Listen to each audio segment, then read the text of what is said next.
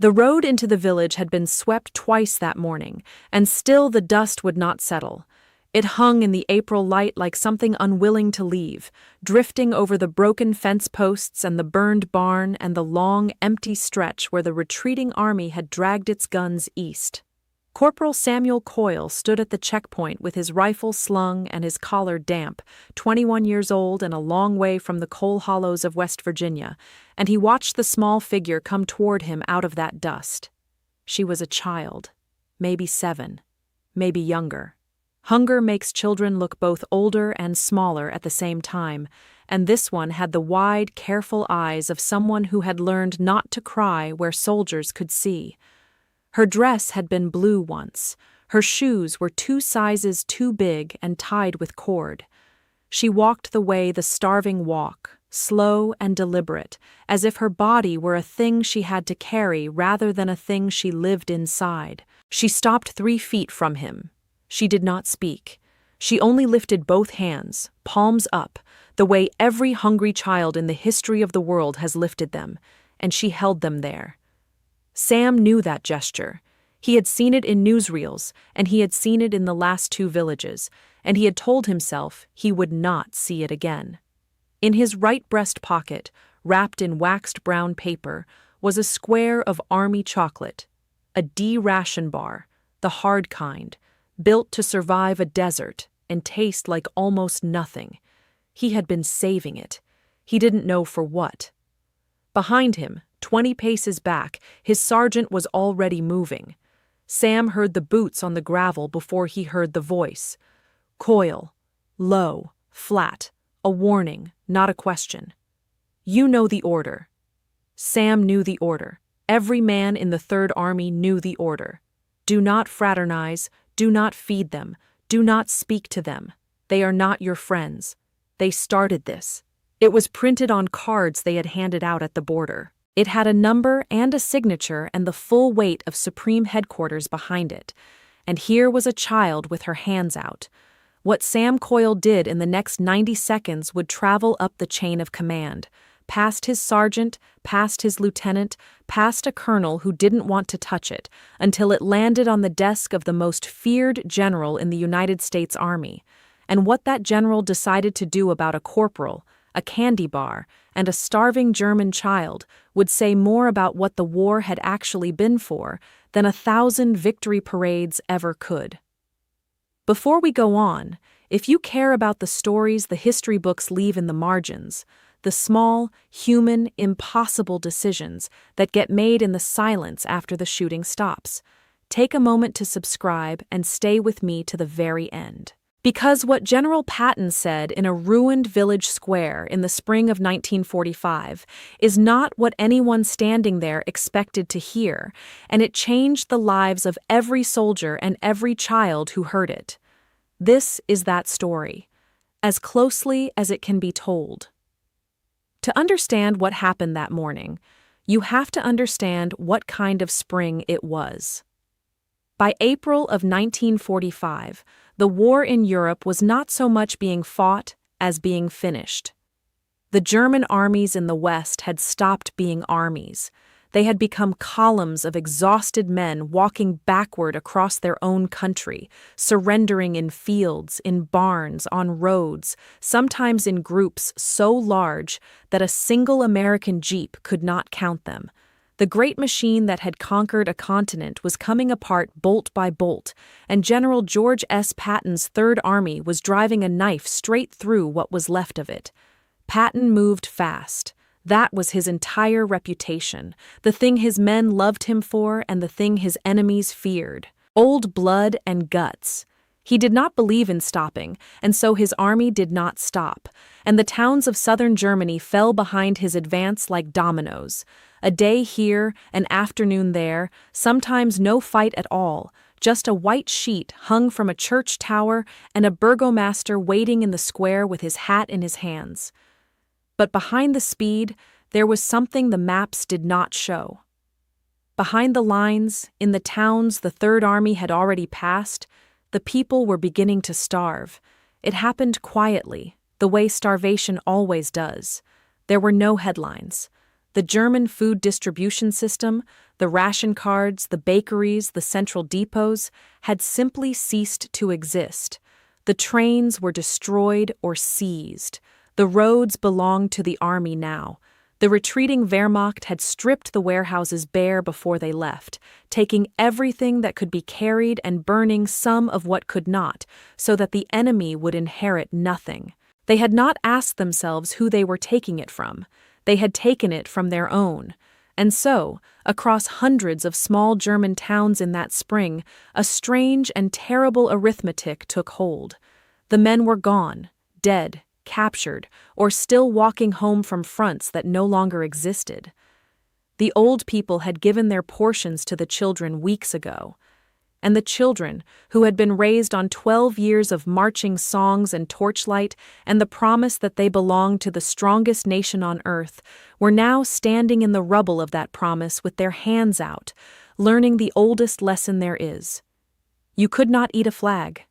The village was called Erlenbach.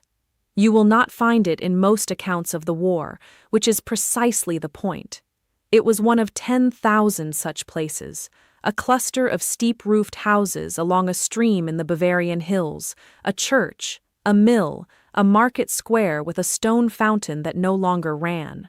The war had passed through it on the 11th of April without much of a fight.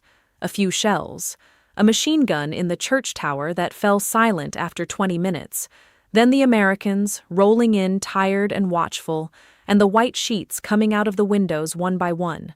Patton's army did what armies do. It set up a checkpoint on the main road, because every road in Germany now had to be controlled against the columns of displaced people flooding in every direction, against the surrendering soldiers, against the rumored fanatics the Nazis had left behind to keep killing after the surrender. There was a name for those last ones. Werewolves. Young men and boys, some no older than 14, trained in the final weeks to ambush the conquerors with rifles and grenades and roadside traps.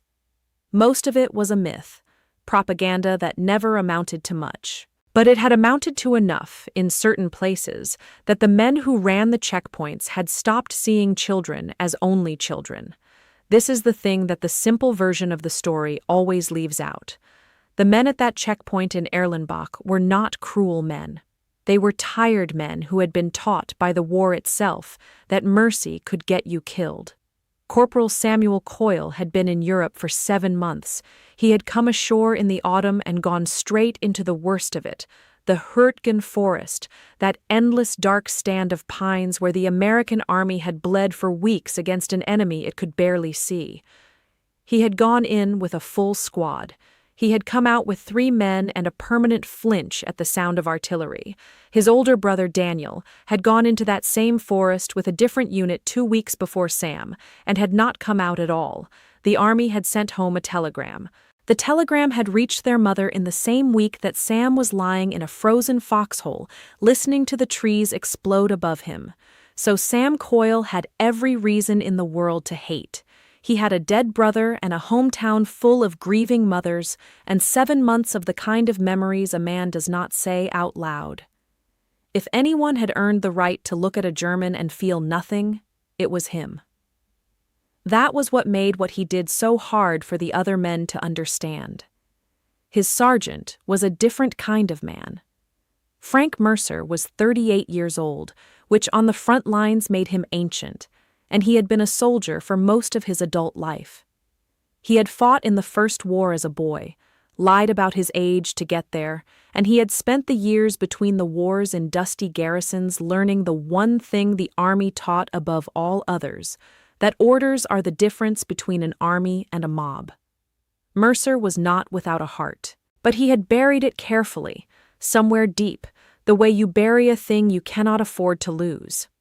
And 3 weeks before Erlenbach, in a village whose name nobody bothered to remember, Frank Mercer had watched a boy of maybe 13 walk up to a checkpoint just like this one, smiling with both hands raised, and then drop to the ground at the last second so the man behind him could throw.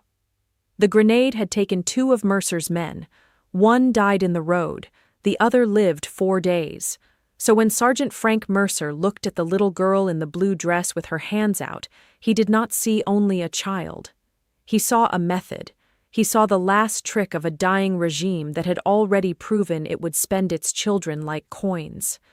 He was wrong about her. But he was not wrong to be afraid, and that is a harder thing to sit with than a simple villain would be. It was a little after 9 in the morning when the girl appeared. The morning had been quiet. A farmer had come through with a handcart and been waved on.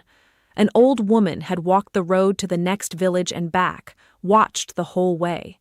The men at the checkpoint, 6 of them under Mercer, with Coyle on the forward post, had been doing the slow, boring work of occupation, which after 7 months of combat felt less like duty and more like a held breath.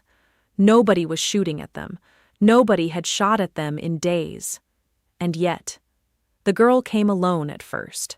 Sam watched her cross the open ground from the direction of the village, and something in him went very still. He had a younger sister at home, back in the hollow, who would have been about this age when he left.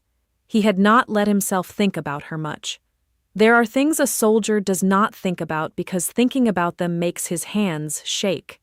The girl stopped in front of him and raised her hands and did not speak. "Hey," Sam said quietly, the way you'd speak to a deer you didn't want to spook. "Hey now, it's all right." She didn't understand the words, but she understood the tone, and her eyes, which had been fixed on a point past his shoulder, the careful blankness of a child who has been taught not to look soldiers in the face, flicked up to his for just a moment. Brown eyes, old eyes in a young face. That was when Mercer started walking over. "Coyle, step back from her." "She's just hungry, Sarge. I know what she is. Step back." Sam didn't step back. He didn't reach for the chocolate yet either. He just stood there, caught between the order and the child, in the place where most of the moral weight of any war actually lives. Not in the grand decisions of generals, but in the small, impossible ones made by tired men with rifles, who have to choose, in a span of seconds, what kind of men they are going to be. "Look at her shoes," Sam said. "I'm not looking at her shoes." Mercer's voice was low and even. He'd put himself half a step in front of Sam now, his own eyes never leaving the girl, scanning the ground around her feet, the line of her dress, the empty road behind her, looking for the wire, looking for the second child, looking for the thing that had killed his men. You give that kid one thing, one piece of bread, one square of chocolate, one cigarette, and you know what happens next? What happens? Tomorrow there's 10 of them. Day after, there's 50. And we don't have rations for 50. We barely have rations for us. So you'll have started something you can't finish, and then you'll have to choose which ones to turn away, and they'll learn real quick that the soldier who fed them yesterday is the soldier starving them today. That's not mercy, Coyle. That's just cruelty with a head start. It was, Sam would think later, the worst part of the whole thing. That Mercer wasn't simply wrong. That there was a hard, ugly truth folded inside what he said, the kind of truth that comes from having seen too much. Sam didn't have an answer for it. He only had the girl, standing there, her hands beginning to tremble now from the effort of holding them up. And then it stopped being one child. They came out of the side streets the way water finds a crack. Quietly, at first, in ones and twos. A boy in a man's cap. 2 sisters holding hands. A small one, no more than 4, clutching the skirt of a girl barely big enough to hold him. Word travels fast among the hungry, faster than any radio, and the word that morning was the oldest word there is: food. Where the soldiers are, there is food. The children of Erlenbach had been told for years that the Americans were monsters who would burn their houses and bayonet their fathers. But hunger is louder than propaganda, and so they came anyway, out of the rubble and into the open, betting their fear against their empty stomachs. Within 10 minutes, there were perhaps 30 of them, gathered loosely behind the first girl, and the thing that struck the watching soldiers most was the silence. They did not push, they did not shout or beg or grab. They simply stood, ragged and filthy and quiet, and waited with the terrible patience of children who have learned that crying does not bring bread. One of the older boys stepped forward.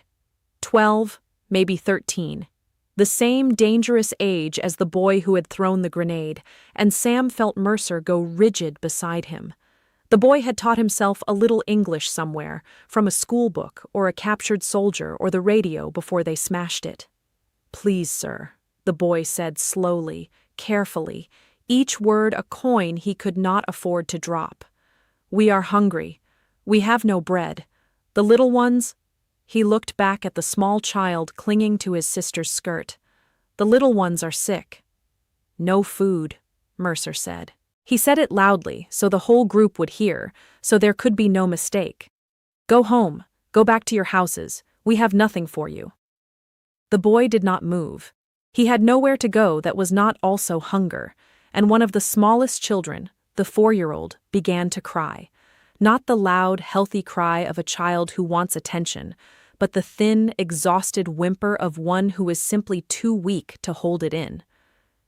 Sam Coyle felt something come loose inside his chest. He thought about his brother in the frozen ground of the Hurtgen. He thought about his mother reading the telegram. He thought about all the reasons he had been given to hate, all of them real, all of them earned, and he found, standing there in the dust with his hand drifting toward his pocket, that he could not make the hate stretch far enough to cover a crying 4-year-old. The war had taken a great deal from Samuel Coyle. It had not, somehow, managed to take that. "Sarge," he said, "I'm going to give them something." "You give them anything, Coyle, and I will write you up. That's not a threat. That's the regulation. You know whose name is on that order." He did. The non-fraternization policy did not come from Sergeant Frank Mercer. It came from Supreme Headquarters itself, from the very top of the Allied command in Europe, and the reasoning behind it was not stupid. The Germans were meant to feel their defeat. They were meant to understand, all the way down, that the regime they had cheered had brought this on them, and that the conquerors owed them nothing. There was to be no friendly chocolate, no softening, no fraternization that might let them forget what their nation had done. A soldier caught feeding German civilians could face real punishment. Court-martial was not out of the question. Sam Coyle was a corporal. He had a dead brother and a living conscience and exactly 1 square of chocolate. He took it out. The waxed paper crackled in the silence. 30 pairs of eyes locked onto the small brown rectangle in his hand, as if it were the most important object on earth. And for them, in that moment, it was. Coyle. Mercer's hand closed around his wrist. Not roughly. Almost gently, in fact, which made it worse. It was the grip of a man trying to save someone from a mistake, not the grip of a man enforcing his will. "Don't. I'm asking you now, not ordering you. There are 2 of them and 40 of these kids and 1 of you. You can't fix it. All you can do is start it." "Then I'll start it," Sam said. He unwrapped the chocolate. It was the hard ration kind, dense as a brick, made deliberately to taste only a little better than nothing so that soldiers wouldn't gobble it down for pleasure. It did not melt. It had to be broken, and breaking it took 2 hands and a good push of the thumbs, and the small crack of it splitting seemed enormous in the quiet square. He knelt down to the girl in the blue dress first, the one who had come alone. He held out a piece, perhaps a 1/5 of the bar, and she looked at it, and then at him, with an expression he would carry for the rest of his life. Not greed, not even relief, but a kind of grave disbelief, as if the world had been telling her one story for as long as she could remember, and was now, very quietly, telling her another. "Bitte," she whispered. "Please," as if she still needed permission. "Go on," Sam said. "It's yours." She took it the way you take something holy. She did not stuff it into her mouth. She bit off the smallest possible corner and held the rest in her closed fist. And then, and this is the part the soldiers talked about for years afterward, she turned and pressed the larger piece into the hands of the little crying boy behind her. She gave away most of what she had been given, to a child who was not even her brother, because he was smaller and he was crying, and she had decided in her own small parliament of one that he needed it more. That was when the square broke open. The children surged, not violently, but all at once, hands out, the dam of their patience finally giving way. Sam broke the rest of the bar as fast as his fingers could move, pressing crumbs and slivers into one outstretched palm after another, and it was nothing. It was nowhere near enough. 30 children and a single ration bar, and most of them got only the memory of seeing someone else get a piece. But the older ones did what the girl had done. They broke their slivers smaller and gave them to the younger ones. They had learned scarcity in the hardest school there is, and they had learned somehow in the middle of all that hunger, to share. In under a minute, it was gone. Sam turned his pockets inside out to show them there was no more, and they understood. They did not rage. They did not curse him. They simply stood for a moment longer, and then began to drift back toward the village, slow and quiet, carrying nothing but the taste of it. The girl in the blue dress was the last to go. She looked back at him once, from the edge of the square, and then she took the small boy's hand and walked into the broken streets. Sergeant Mercer had not stopped him in the end. He had only watched, his jaw tight, his eyes far away, a man doing arithmetic that had no good answer. When the children were gone, he let out a long breath. "You know what you just did. Fed some kids. You disobeyed a direct order from Supreme Headquarters in front of half the platoon." Mercer's voice had no anger in it now, only a flat, tired certainty. "And tomorrow there's going to be more of them, and I'm going to have to be the one who tells them no. So thank you for that, Corporal. Thank you for making me the man who turns away the ones you couldn't feed." It landed like a slap, because it was true, and Sam had no answer for it. That, in the end, is what made the choice so hard. Both things were true at once. He had done a good thing, and he had done a thing he could not finish. And there is no field manual in any army on earth that tells a tired man what to do when both of those are true at the same time. The matter went up the chain that afternoon. Mercer reported it because he had to, not out of spite. He made that clear later to the men in his gruff and graceless way, but because a sergeant who lets one disobeyed order slide will soon find he has no orders left at all, and on the front that gets people killed. He told the lieutenant. The lieutenant, a young officer named Howard Pike, who was barely older than Coyle and had never before faced a question that wasn't about terrain or fire support, did not know what to do with it. This was not a thing they had trained him for. They had trained him to take towns and hold roads and count prisoners. They had not trained him for a corporal kneeling in the dust to feed the children of the enemy in defiance of an order signed at the highest level. Pike looked at Coyle, and looked at the regulation, and looked at the village, and did the only thing a frightened young officer can do when a decision is too big for his shoulders. He sent it upward. "I'm forwarding it to battalion," he told Coyle. "Higher than that, maybe. I'm not deciding this. You're confined to the company area until I hear back. Don't make it worse." "Yes, sir." "For what it's worth, Corporal." Pike stopped. He was very young, and the war had not yet taught him how to say the things that didn't fit in a report. "For what it's worth, I'd have wanted to do the same thing. I just don't know if wanting to is enough." And so the paper climbed.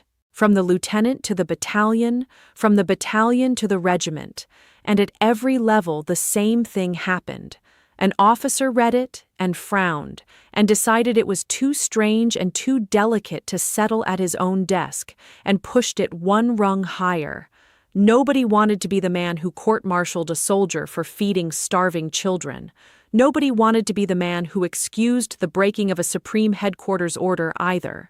It was a small thing and an enormous thing at the same time, and like most such things, it kept rising until it found a desk big enough to hold it. Mercer's prophecy came true the very next morning, exactly as he had said it would. Sam was confined to the company area, which meant he could see the checkpoint from 100 yards off, but could not go to it. And so he stood there, in the cold, and watched the children come back. More than before, twice as many, drawn by the same word that had drawn the first ones, the rumor of chocolate moving through the hungry town faster than any order could move up a chain of command. They gathered at the checkpoint with their hands out, and there was nothing there for them, and it was Sergeant Frank Mercer who had to be the one to turn them away. Sam watched him do it. He watched Mercer stand in front of 40 children and tell them, through gestures and a hard, flat voice, that there was no food, that they should go home, that they should not come back. He watched the children not understand, and then slowly understand, and then turn and drift back into the rubble with the particular silence of disappointment that has learned not to expect anything else. And he watched his sergeant's shoulders as the last of them left, the set of a man carrying something he had not asked to carry. That evening, Mercer found him in the company area. He didn't sit down. He just stood there for a moment in the dusk. "You see that this morning?" "I saw it, Sarge." "That's what I was trying to tell you. That right there." Mercer's voice wasn't angry. It was just tired, the deep kind of tired that sleep doesn't fix. "That's the thing your one candy bar bought. 40 kids who now know exactly what they're not getting." He was quiet a moment. "I'm not saying you were wrong, Coyle. That's the hell of it. I turned those kids away today, and I've been sick about it ever since, and I still think I was right, and I still wish I'd had your candy bar so I could have been wrong instead. You understand what I'm telling you? There's no clean answer in this. There's just the answer you can live with, and the one you can't, and most days they're the same answer wearing different coats." He left without waiting for a reply. Sam stood in the dark a long time after. By the second evening, the report sat on the desk of the Third Army. It sat, specifically, in front of a man who did not push hard decisions upward. A man whose entire career had been built on the opposite habit. General George Patton read the single-typed page by the light of a lamp in his command post, and he read it twice, and then he set it down and looked at the wall for a while. People who knew Patton only by reputation expected him to settle the matter in about 4 seconds. Old blood and guts. The general who had once struck a shell-shocked soldier in a field hospital because he could not abide what looked to him like weakness, an incident that had nearly ended his career, and that he had spent the years since living down. The man who drove his army harder and faster than any commander in the field, who quoted scripture and profanity in the same breath, who believed in discipline the way other men believed in God. Surely such a man would see a disobeyed order and a corporal in the dirt and reach for the obvious answer. But Patton was a more complicated man than the legend allowed. He had read more history than most professors. He thought constantly, almost obsessively, about how wars end, not just how they are won, but what comes after the winning, the long shadow a victory throws across the decades. And he was old enough, and had seen enough, to know that the report in front of him was not really about a candy bar at all. It was about what kind of army he commanded. It was about what the men who had crossed an ocean to break the Nazi state would be when the breaking was done. It was about the difference between a conqueror and a thief, between an occupation and a punishment, between winning a war and deserving to have won it. He did not pick up a pen to sign a court-martial order. He picked up the telephone instead and got the division on the line and said 11 words that the staff would remember for a long time. "I'm coming down there myself. Don't do anything till I arrive." The morning Patton came to Erlenbach was bright and cold. the kind of false spring that promises more than it delivers. Word had spread among the children overnight. The Americans had given out chocolate, real chocolate, in the square by the fountain. And so when the general's jeep rolled up the main road with its little pennant snapping, there were already children waiting. More than the day before. 40 of them, maybe 50, gathered at a respectful distance, watching the road with the patient, hungry hope that had become the only constant in their lives. They did not know who he was. To them, he was simply another American officer, an old one, with a hard face and bright stars on his collar. They watched him climb out of the jeep, and they instinctively drew back a step, the way small animals draw back from something large. Lieutenant Pike came forward and saluted, white as the chalk cliffs. The general returned it without looking at him. "Where's your corporal?" Sam Coyle was brought forward. He had not slept. He stood at attention in front of George Patton and felt his heart going like a hammer against his ribs, and he kept his eyes fixed on the middle distance the way he'd been taught, and he waited to learn what the rest of his life was going to be. Patton looked him over for a long moment. Up and down. The way a man inspects a horse, or a rifle, or a soldier he is trying to take the measure of. "You're the one who gave his ration to the enemy." "Yes, sir." "Against a standing order from Supreme Headquarters, in front of your platoon." "Yes, sir." "Why?" Sam had thought about this all night, had rehearsed a dozen careful answers, explanations about morale and hearts and minds, things that might sound acceptable to a general. And standing there in the cold with the children watching from across the square, he found he could not remember a single one of them. So he told the truth instead, which is usually the only thing a frightened man has left. "Because she was hungry, sir, and because she was a little girl, and because—" His voice caught, and he pushed through it. "Because my brother died in the Hurtgen, sir, and I've spent 7 months trying to figure out what we came over here for. And when I saw that kid put her hands out, I figured, whatever we came for, it couldn't have been to stand around with full pockets and watch her starve. That's all I had, sir. I didn't have a better reason than that." It was quiet in the square. Somewhere a door creaked. The general's face did not change. "You know what those children grow into, Corporal? They grow into Germans. And in 20 years, some of those boys you fed might be pointing a rifle at your son. That's the argument. That's the cold, smart argument, and there are men a great deal older than you who'd make it. What do you say to that?" Sam looked at the children. He looked at the girl in the blue dress, who he could see now at the front of the crowd, watching him with those grave brown eyes. And he answered the only way he could. "I'd say maybe how we treat 'em now is what decides which way they point it, sir." For the first time, something moved behind Patton's eyes. He turned away from Coyle without another word and walked across the square toward the children. They shrank back as he came. This old man with the hard mouth radiated something they had no name for, something more dangerous than the young soldiers. But he stopped a few feet from them, and then, to the astonishment of every soldier watching, General George S. Patton lowered himself down onto one knee in the German mud so that his eyes were level with the girl in the blue dress. He did not speak German. He pulled something from the pocket of his coat instead. Another chocolate bar, the good kind, the kind the officers got, not the hard ration brick. He held it out to her. She looked at it.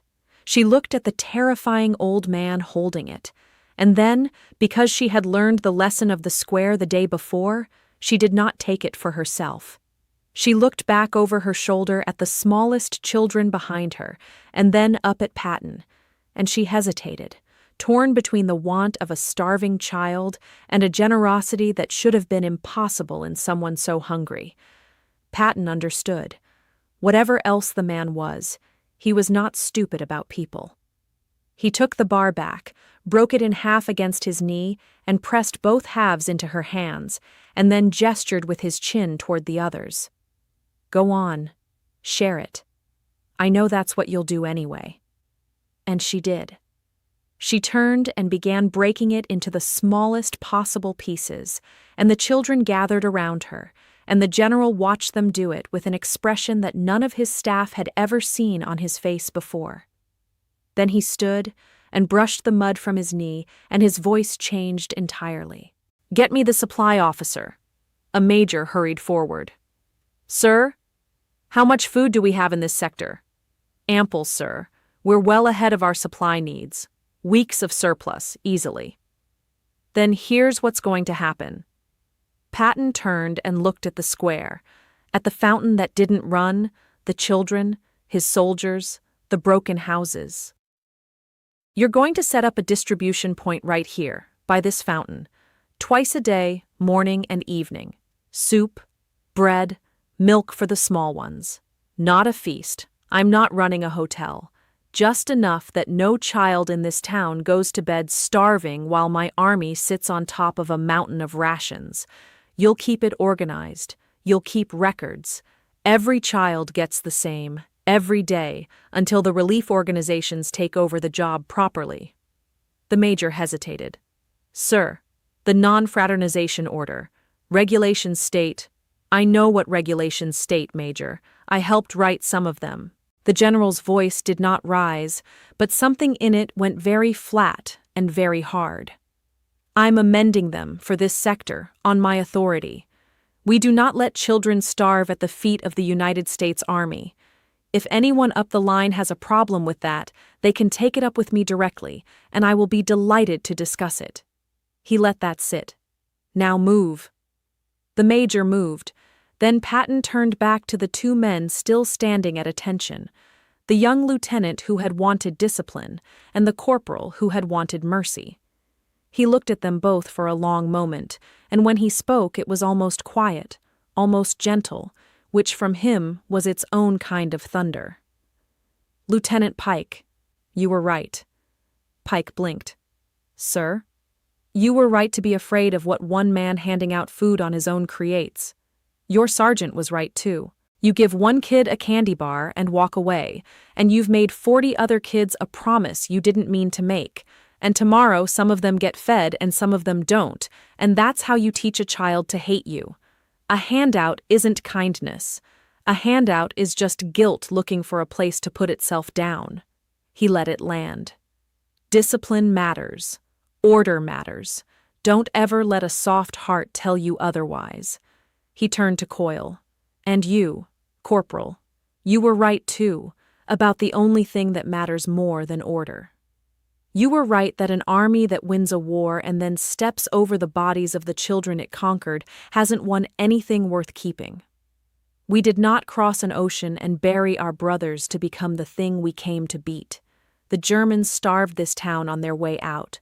The Germans, their own. If we do the same on our way in, then tell me, son, what exactly was the difference between us and them? What was it all for?" He looked from one to the other. You both had half the answer. That's the trouble with most men. They pick a half and they die defending it. The corporal had the heart and no system. The lieutenant had the system and no heart. You put the two together, and what you get isn't a candy bar and it isn't a rule book. What you get is a feeding station that runs every day at 6 and 6, organized, fair, and unstoppable. That's not mercy and it's not discipline. That's both. That's what it looks like when a great nation acts like one. There was a silence in the square. The children, who understood none of the words, understood the shape of the moment, and had gone very still. As for your court-martial, Corporal, there isn't going to be one. Sam felt his knees nearly give. You're being reassigned instead. As of this morning, you're in charge of civilian relief for this sector. That feeding station is yours. You wanted to feed them so badly you'd throw away your stripes for it?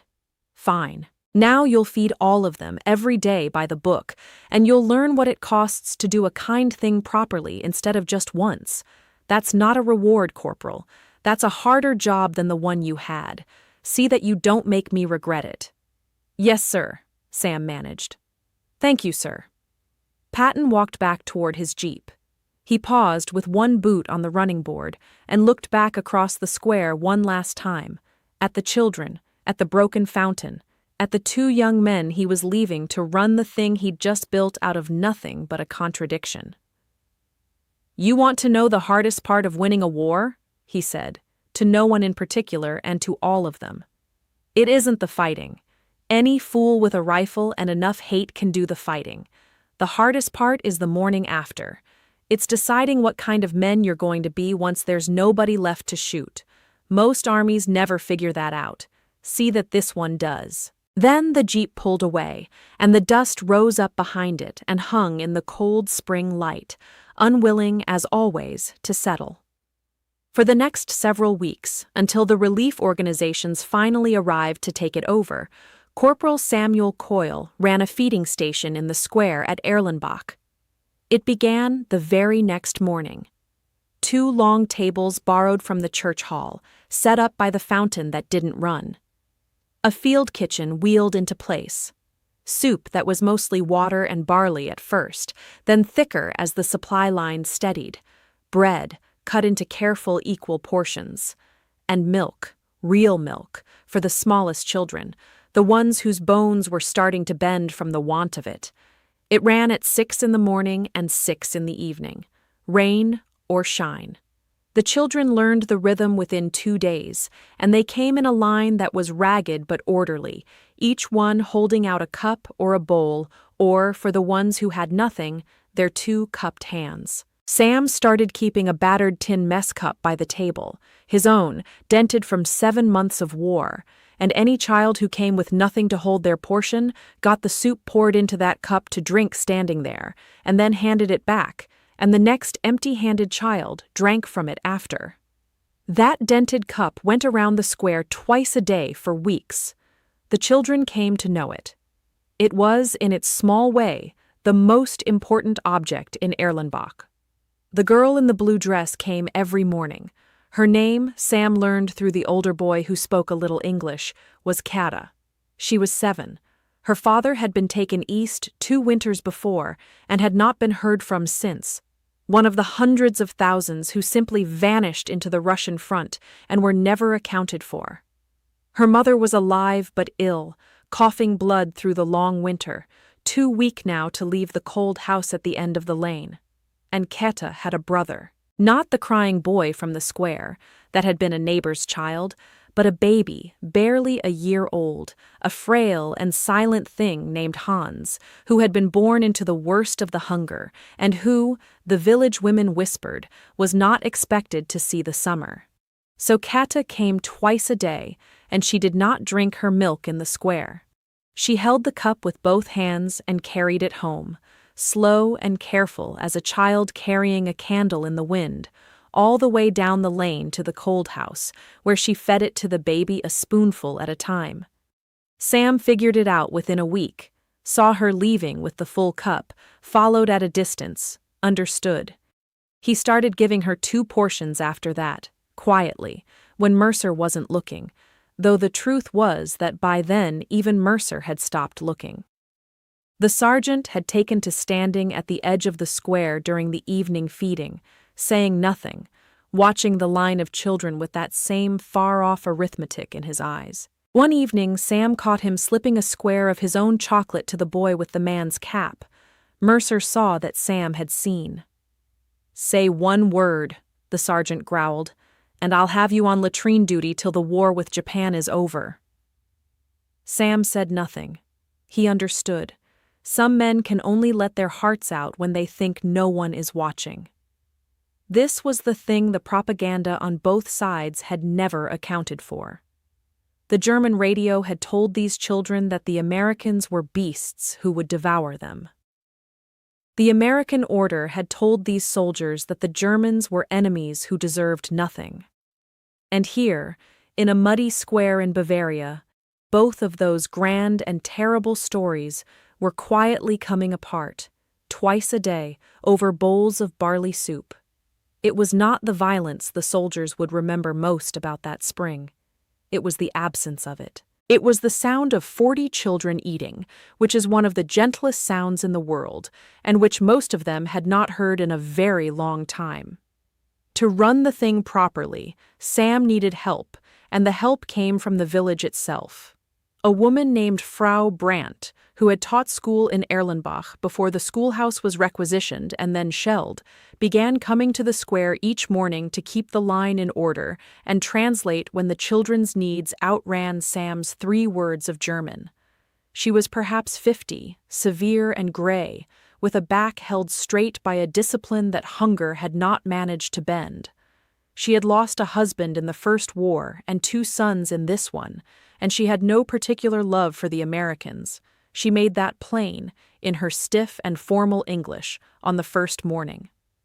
But she had less love still, she said, for watching children starve, and so she would help, and the corporal would kindly not mistake her cooperation for friendship. Sam said that was fine by him. He didn't need her friendship. He needed someone who could tell a frightened 6-year-old that the soup would not run out before she reached the front of the line. It was Frau Brandt who said the thing that Sam would turn over in his mind for the rest of his life. It came on a cold morning near the end of April, the 2 of them ladling barley into the bowls of children whose names she knew, and he was only beginning to learn. She worked in silence for a while, and then, without looking up from the pot, she spoke. "You know," she said, "that our own soldiers took the bread from this town before they left.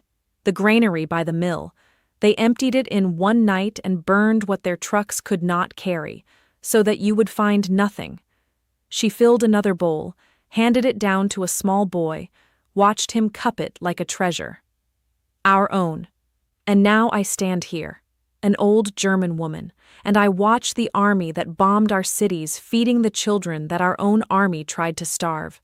I do not know what to do with that, Corporal. I have thought about it every night, and I do not know what to do with it." Sam didn't have an answer for her, and he wasn't sure there was one. He only knew that the same thought had been working at him from the other side of the same wound, that the enemy had fed these children when their own nation had robbed them, and that somewhere in that terrible inversion was the whole truth of the war, if a man could only stand to look straight at it. Sometimes history turns not on the great battles, but on a single granary, emptied in the dark by the very men who claim to be protecting the people they were stealing from. "Maybe you don't have to do anything with it," Sam finally said. "Maybe you just feed the next kid." Frau Brandt looked at him then, a long, unreadable look. Then she filled the next bowl. The days settled into their rhythm, and the rhythm became a kind of prayer. 6 in the morning. The field kitchen rolled out, the fires lit, the long tables carried from the church hall, the milk, when there was milk, set in the shade so it would last the morning. Then the line, forming out of the gray light, children appearing from the side streets the way they had that first day, except now without fear, now with the easy certainty of children who have learned that a thing they were promised will actually come. Kata, near the front, always, with her cup. The boy in the man's cap, who turned out to be called Dieter, and who appointed himself Sam's unofficial deputy, shooing the smaller ones into a straight line with the gravity of a field marshal. The neighbor's child who had cried in the square that first morning, who did not cry any more. Frau Brandt at the pot, severe and tireless. Mercer at the edge of the square, watching, saying nothing, his chocolate finding its way into small hands when he thought no one saw. And then the same again at 6 in the evening. Rain or shine. The soldiers came to look forward to it, though most of them would not have admitted it out loud. The feeding hour was the one part of the day that felt like it pointed somewhere other than the grave. Men who had spent 7 months learning to kill found that they slept a little easier on the nights after they had spent an hour pouring soup. Nobody put that in a report. Nobody had to. You could see it in their faces by the fountain after dark, the way the war loosened its grip on them an inch at a time. By the end of the second week, something had changed in Kata's face. The hollows under her cheekbones had begun, very slightly, to fill. She smiled once, a small, startled thing, as if she'd surprised herself by remembering how, when Sam pretended to drop a piece of bread and then caught it behind his back. And the baby, Hans, the silent baby who was not expected to see the summer, was still alive. Frail, still, but alive. The village women stopped whispering about him as though he were already gone. It would be a long time before Sam Coyle understood how much that had cost and how much it had bought. He only knew in those weeks that he got up at 5:30 every morning, and that the work felt, for the first time in 7 months, like the opposite of the war. The war in Europe ended on the 8th of May, 1945. The guns went silent across the continent. In the square at Erlenbach, the children were given an extra portion of bread that evening, and most of them did not understand why, only that the soldiers seemed lighter, and that one of them played a harmonica by the fountain after dark. The relief organizations came not long after, the great machinery of feeding a ruined continent, which would carry the burden Patton had taken up in one stubborn morning and turn it into a system that spanned a country. Sam Coyle's little station was folded into something larger and more official, and his orders sent him elsewhere, and then, eventually, home. He left Erlenbach on a gray morning in early summer. The children gathered to watch the trucks pull out, the way children gather to watch anything, and Kata was at the front, holding the baby now, both of them thinner than American children, but neither of them starving anymore. As the truck began to move, she stepped forward and held something up to him, a folded scrap of paper, pressed flat and careful. He took it. He didn't open it until the village was out of sight behind the hills. It was a drawing, done in the stub of a pencil on the back of an old ration label, a soldier and a fountain and a row of small figures with bowls. The soldier was holding a cup. She had not been able to write his name. She did not know the letters, but she had drawn beside the soldier's head 2 small, careful stripes, a corporal's stripes, so that whoever found it would know which one he was. General Patton never spoke of Erlenbach again. For him, it had been one decision among 10,000, a single page on a desk crowded with the business of ending a war and beginning an occupation. He had a continent to manage and very little patience for sentiment, and he moved on the way he moved on from everything, fast and forward and without looking back. He did not have long. In December of that same year, 1945, only 7 months after he knelt in the mud of a Bavarian square, George S. Patton was injured in a car accident on a quiet road near Mannheim, and 12 days later he was dead. He did not live to see most of what his army's mercy would build in the years that followed: the rebuilt towns, the fed children, the long, slow turning of a defeated enemy into a friend. He had set a small thing in motion in Erlenbach and then driven on, the way he always did, and he never knew where it went. But the men who had stood in that square knew. They carried it. Sam Coyle went home to West Virginia that autumn. He went back to the hollow, back to the mine that had taken his father's lungs, and the church where they'd held a service for a brother with no body to bury. He married a girl he'd known before the war. He never went underground for his living. He'd had enough of the dark. And instead, he taught at the county school for 31 years, history and civics, to the children of coal miners. On the wall behind his desk, in a plain wooden frame he made himself, he hung a child's drawing on the back of a ration label: a soldier, a fountain, a cup, 2 careful stripes. When the school children asked about it, and they always asked, he would tell them it was the most important thing he ever did in the war, and they never believed him, because it was just a drawing of a man giving out soup, and surely a soldier had done grander things than that, and he would smile and say no, he hadn't. That was the grandest thing. Everything else was just the fighting, and any fool with a rifle could do the fighting. He had it from a general, he'd say. The hard part comes the morning after. He never knew, for most of his life, what had become of the girl in the blue dress. Then, in the spring of 1986, more than 40 years after he left Erlenbach, a letter arrived at the small house in West Virginia.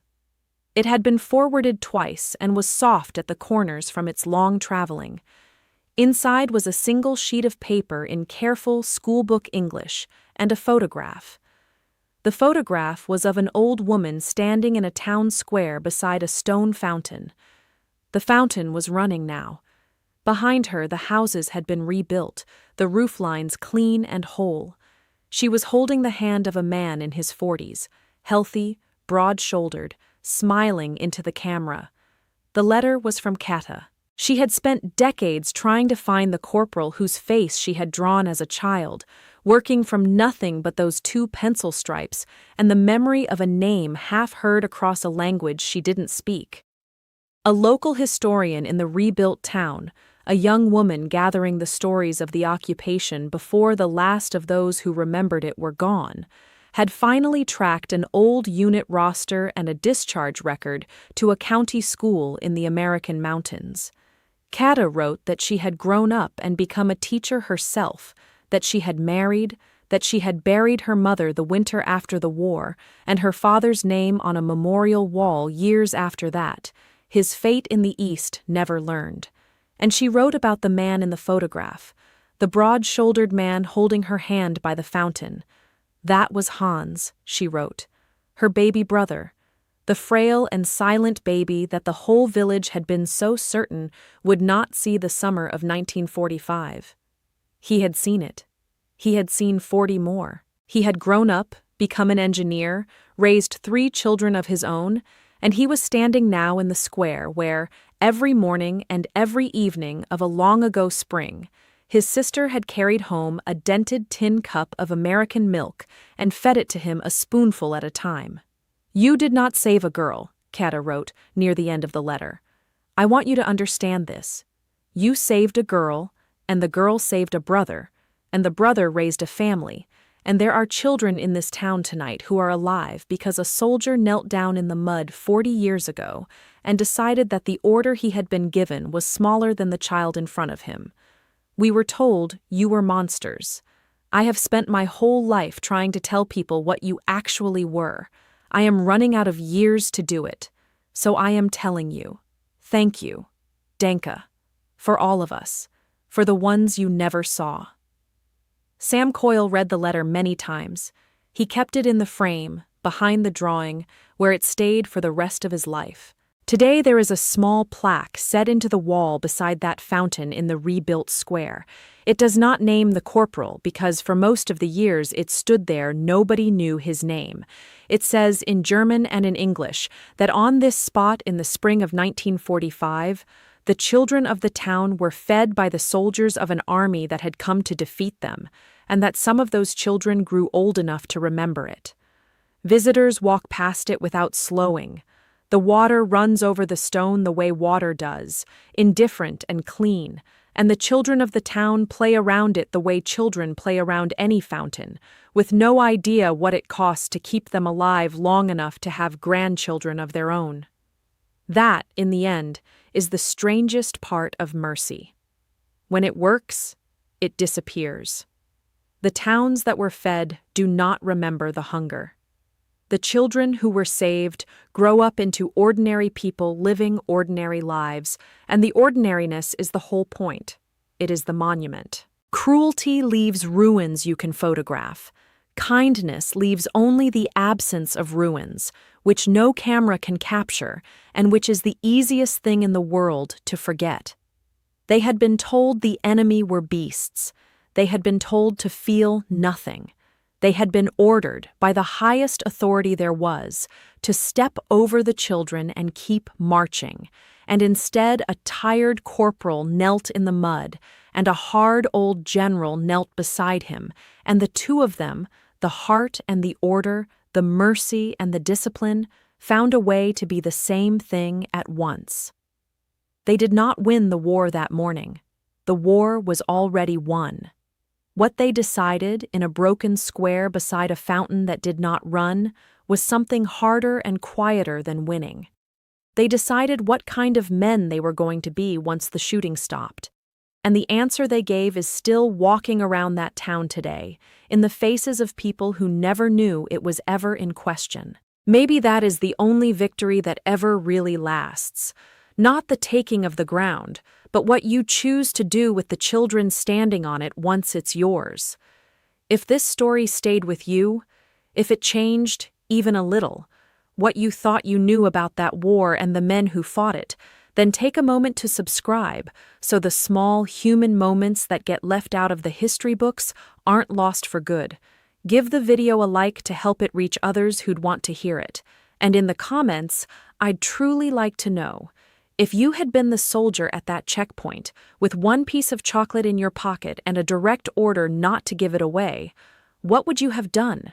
Tell me where you're watching from, and tell me honestly, because I don't think it's nearly as easy a question as we'd all like to believe.